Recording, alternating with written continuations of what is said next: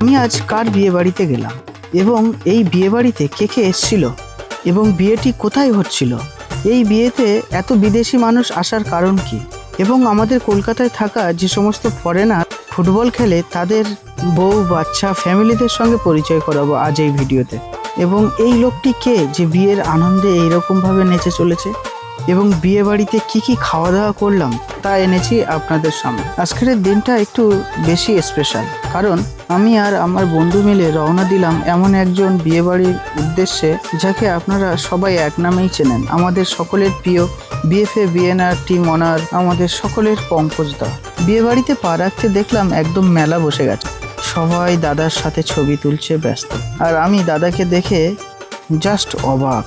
আগের চেহারা আর এখনকার চেহারা অনেক তফাৎ, একেবারে হ্যান্ডসাম আর ঝকঝকের লুক নিয়ে দাঁড়িয়ে আছে দাদা।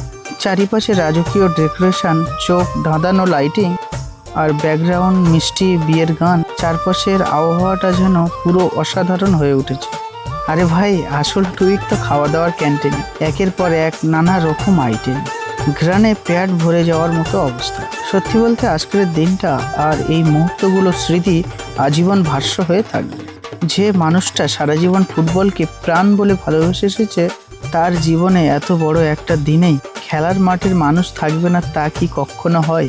তাই তো আজকের এই শুভ সন্ধ্যায় দাদার টানে কলকাতার নামি দামি ফুটবল প্লেয়াররা ছুটে এসেছে এই বিয়ের অনুষ্ঠানে। মাঠ কাঁপানো বিশেষ ফুটবলার ইউসুফ, শিলা, বেন্ডি থেকে শুরু ডেভিড, জো, কে নেই আজকের বিয়ে বাড়িতে চাঁদের হাট বসেছে।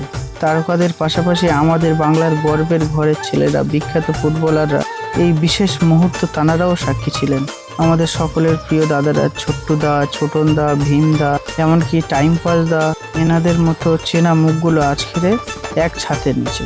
রিজুদা শুধু খেলোয়াড় নন, মাঠের নিয়ম আর শৃঙ্খলার কাণ্ডারি।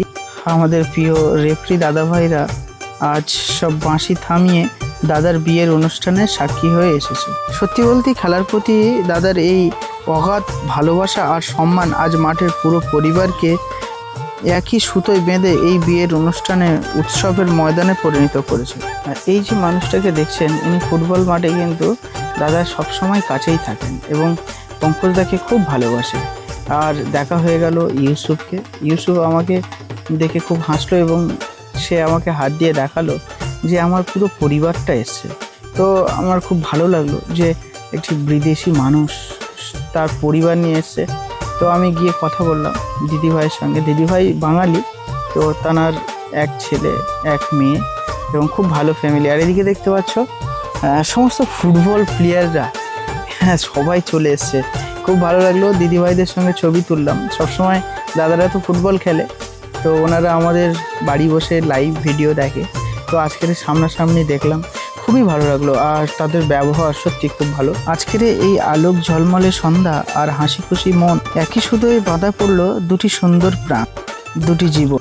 পঙ্কজ দাদার মুখে আজ ঝলকানি, কারণ দাদার পাশে আছে আজ আমাদের সকলের প্রিয় প্রীতি দিদিমণি।